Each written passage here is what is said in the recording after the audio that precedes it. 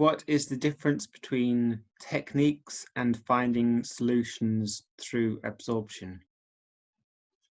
Again, techniques are voluntary. If something voluntary could be done, it's only discipline.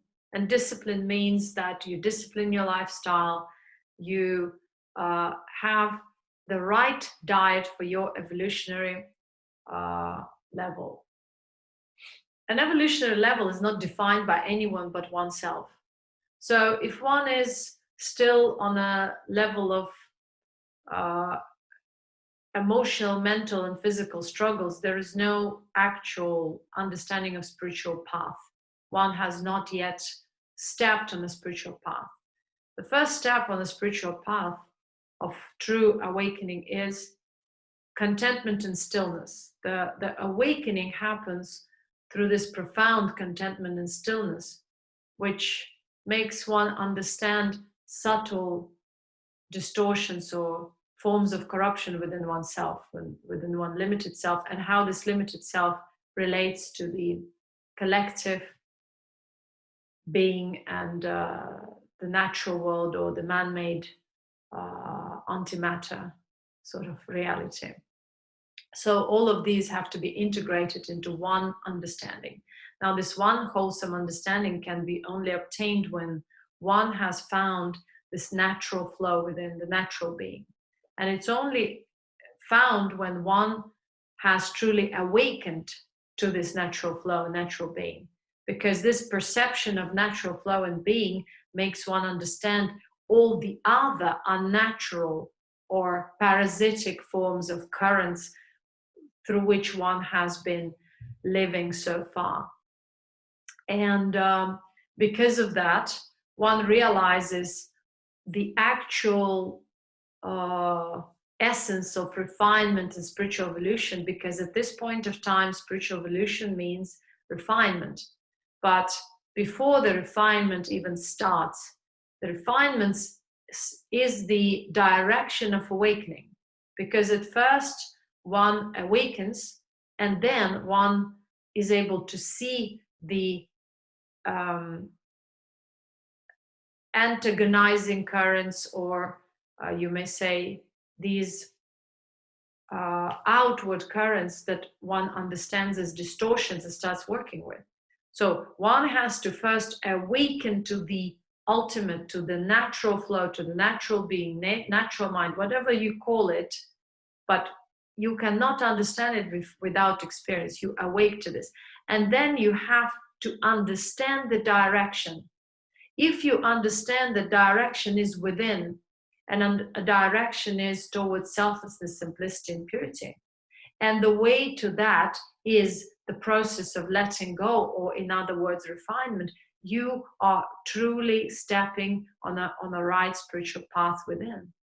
If you are, after the awakening and acquiring this experience of natural being, which is kind of, we just call it awakening because the majority of people are not able to perceive it for a long time. So awakening to the natural mind means absorption into the natural mind, which is manifested on the physical level as a relaxed, blissful being in the body, and absorbed mind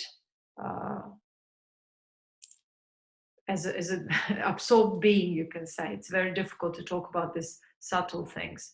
Now, but this doesn't mean that one has achieved anything, because in general, if you think of spirituality in terms of achievement, you're still pursuing something outwards. What is achievement? Achievement can be only seen as related to your physical being, to your physical entity or vessel. Because for a subtle being, there's no such a thing as achievement. Because subtle being, if it's a natural being, is just there at all times. It has no vortex. The vortex is only perceived in context with the body and with the limited mind. So the limited mind, once awakened to its, absorbed being, natural being, sees all the other tendencies which are of a opposite nature, the tendencies outwards.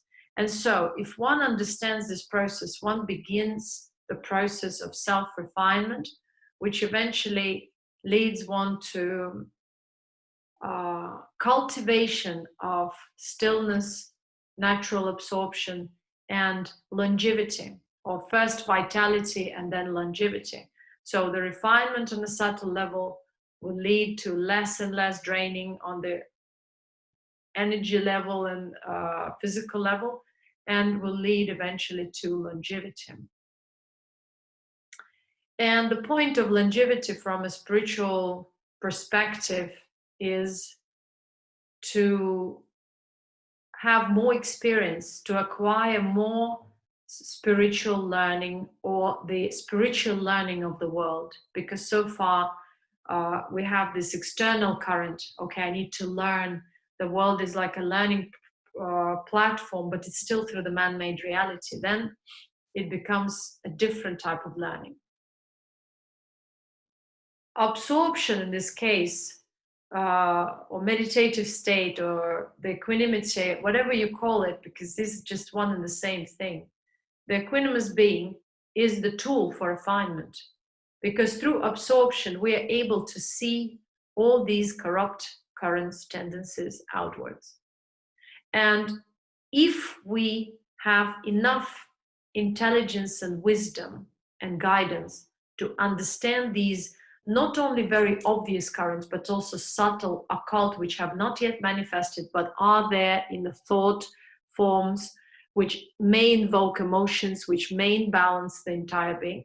So we are able to go through this process smoothly. And when we say we want spiritual knowledge, we want to learn, so it means you sign up for learning, and this learning happens through life, through clashes with life, through experiences of these external draining currents, which will be the currents outwards, the currents towards people, towards objects, and so on. So in the mundane reality, these are people, objects, attachments, and so on. So reactions to things. So we will need to experience this more intensely. So when people say and come to a spiritual teacher and request to learn, it means they sign up for receiving a teaching, which means understanding, awakening to the ultimate, to the natural being, and then signing up for the process of learning, which will be through any kind of circumstances, whatever is dormant within them, whatever is unseen, whatever is obvious, all will be coming out and showing that which is propelling oneself towards draining, decay, death, meaning physical death, and which is of an opposite current. So all of this will be obvious, and it means people signed up for suffering. But suffering, it means their interpretation of the external currents which are draining them and dragging them into all kinds of direction outwards. So in this case, when people say, I want to learn spiritually, it means they want to awake to that, so they receive the teaching. The teaching, Shaktipat and all, is misunderstood at the moment, because it means you have this moment to wake up, to awake to this ultimate natural flow of self and understand what that is. To a degree you can. And then either you drag yourself again through that experience into, oh, I need to become a teacher, I need to become a guru, I need to do this and to do that. Or you understand the principle, if you have the right guidance, you understand the essence of spiritual process of letting go and refinement. And so you direct yourself to that. And you stop wanting to copulate with the external reality. You renounce it by constantly letting go and disillusioning yourself. So this is the task, to let go and disillusion and understand the subtle currents that still are prevailing one's being, or operating behind the scenes and affecting one's destiny and one's interpretation of this path or destiny. And so that's why the interpretation still comes to terms of suffering or happiness. Never look at life through this limited context. No one suffers and no one is happy. There's just a natural flow. If you're out of this natural flow, you obviously are clashing with the world, because somewhere there's a seed of victimization and there's a seed of opposition and a clash. And as long as it's there, you will see self as if separate from the natural world, and self as flowing through your own individual currents, which are not yet curbed and which are not yet refined. And so you will have the opposition to the world, and the world will clash with you in the form of different, circumstances, and then you will interpret it as suffering or happiness or this or that or something in between. But the most important on the spiritual path is to understand that our being is not of a nature of thoughts and of a nature of emotions, nor it is of a physical. But physical is like a vessel, like a tool that helps you to understand the subtler tendencies that are harder to understand.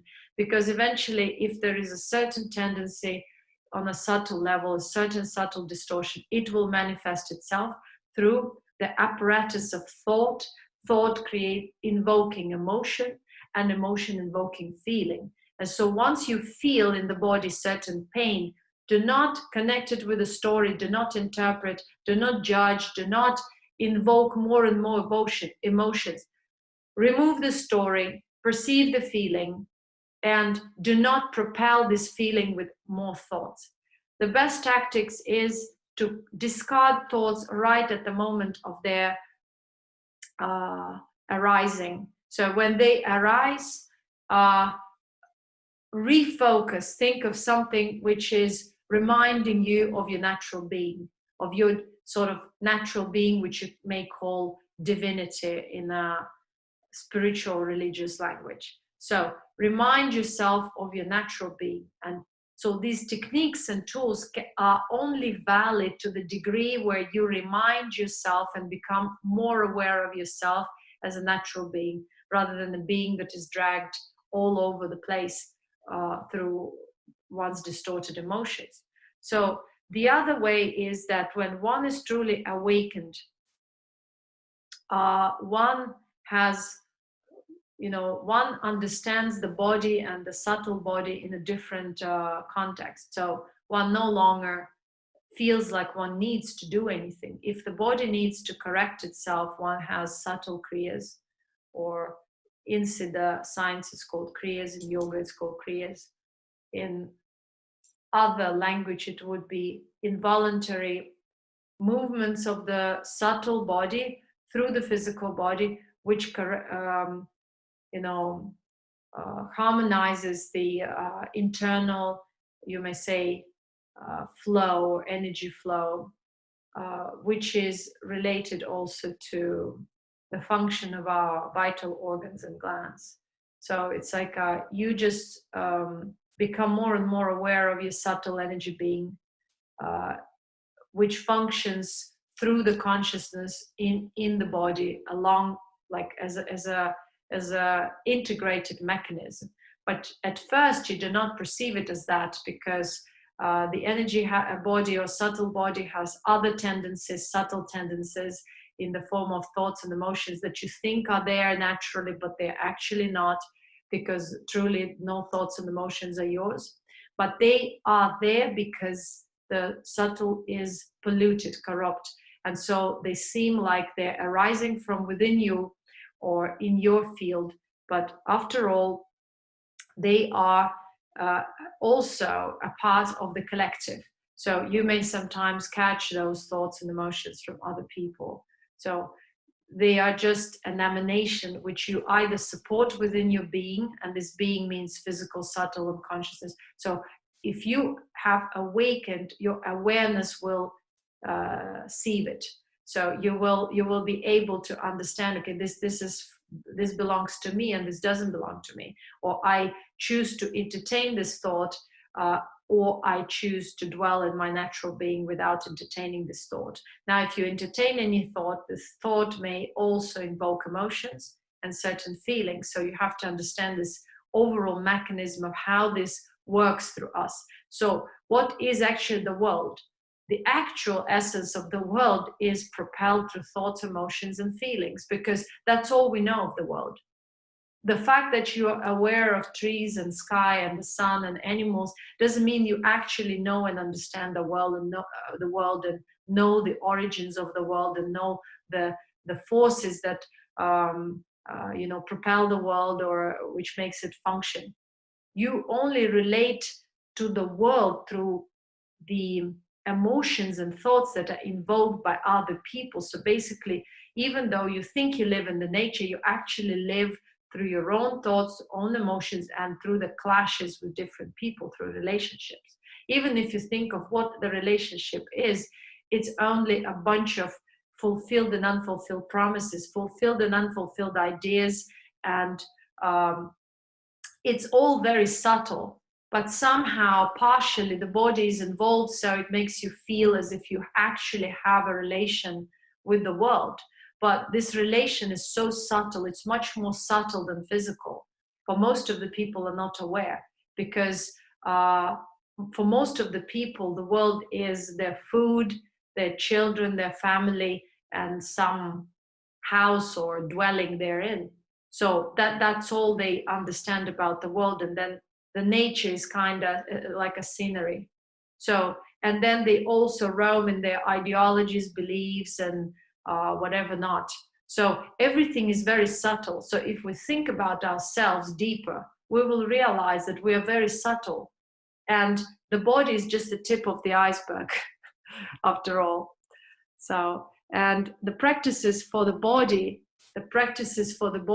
all these techniques are futile without this integrated understanding of our being and wholesome perspective of what is me. And so all the ideas of yogis and other beings in the past were towards returning to the natural being, returning to the understanding of I am. And so the process was mapped out like, okay, I am not the body, I am not the mind, I am not the thing. But how would they come to this conclusion was only through life, through clashes with different aspects of life, of the world, and reflecting it back and understanding that, yes, actually, I am not the body. I'm not. So these are just mapping out the spiritual detanglement process, or disillusionment process, where first one's focus is totally on the body and nothing else. And with awakening, you perceive sattva and yourself as a sattva and sattva being, sattva and sattva aspects of self. And that's why you start understanding what is the being, rather than just I am in a limited context as a limited body with some collage of distorted thoughts and emotions and feelings and relationships, ideologies, beliefs. As long as those beliefs and everything is on the periphery, it's very difficult to really disillusion self. Because let's say you've disillusioned yourself on the level of emotions. You are more tranquil, you're more still. More still doesn't mean completely still. So more still means your consciousness is not easily going outwards. Let's say you're able to observe the thoughts coming, or you're able to maintain yourself in a still absorbed state, and you're able to instantly discern if something is appearing on the space as thought. You're able to discern, is it really from my space, or I'm just catching someone else's waves. You are able to feel more content, more confident in a selfless way, and more integrated. But still, there is such a subtle level, like beliefs, ideologies, and overall constraint of what we think is the world archetypes. World archetypes are not just our parents, it's a much deeper level, which you may read about in my books. So you start going into very, very subtle constraints of what actually makes an existence for you. So it's more like an existential level. And on that level, it's very difficult to really let go of certain extremely subtle ideas. And these ideas, for instance, we all collectively share an idea of how the world appears for us, like through archetypes like We have the sun, the moon, trees, sky, above, below, different sides. So we have these dimensional constraints, dimensional understanding of the world. And so once you go into that, you start understanding what is really existence. And many people really hit a snag at that level because they cannot go further. They can maybe remove the, so to speak, gross emotional distortions or whatever propels the man-made reality, but they cannot go further from there. Because to go further from there is to face subtle beliefs that is very difficult to identify at first. And these beliefs are depend on the background you come from, spiritual background, religious background. So all these religious, spiritual beliefs, certain ideologies, certain very subtle concepts, certain very subtle intellectual assumptions. So they will be also there as a seed which one needs to disillusion. But this is a different level, and this is not for this moment. So the practice is all just mostly on a subtle level. The physical aspect of practice is again, as I will repeat myself, is on a level of discipline, the lifestyle that supports your spiritual evolution, which means harmonious lifestyle, where you do not avert or do not pursue anything, do not avert from anything, do not pursue anything, like or dislike or go into any extremes. It's a lifestyle that supports and nourishes your body without addictions and obsessions, like sometimes people obsess about healthy lifestyle, literally get addicted to even certain healthy foods. The point is in the mind. All the addictions happen in the mind. We're addicted to the world, we're addicted to the body, we're addicted to the food, and to constant repetition of whatever actions. So another aspect of disillusion means to lose the links with these addictions, to understand the roots for these addictions, and to dissolve them within oneself. Because if one just goes to sleep because this is the time and one thinks, okay, it's necessary. If one thinks, okay, now I'm going to go to sleep. So there's a story, there's emotion, there's an ideology or something. This is again a current outwards which binds us. So true renunciation is again the quality that you have to cultivate is selflessness, because true renunciation comes from really understanding the transitory aspect and perceiving natural flow within more and more, and cultivating it through stillness and contentment and absorption. So one really understands that nothing requires such an emphasis. Nothing should be emphasized. It's just like a natural flow. Everything is equal. If it's the time to sleep, I just go to sleep. I don't make a big deal out of it, right? If it's time to nourish myself, I just see what's there naturally available. If it's a berry or it's a fruit or it's a veggie. And if I need to cook it, then I just cook with all my gratitude to that which I've acquired right now. So this is natural being. Now, if something goes out of insecurity, if something, something comes out of insecurity within, oh, I need now to pursue this healthy lifestyle because before I was obsessing about drugs, now I have to obsess about healthy items. This is the sign of addictive personality. And this addictive personality has roots. These roots are again coming from the childhood and from the parental archetype. So it's very important to understand and detangle that first.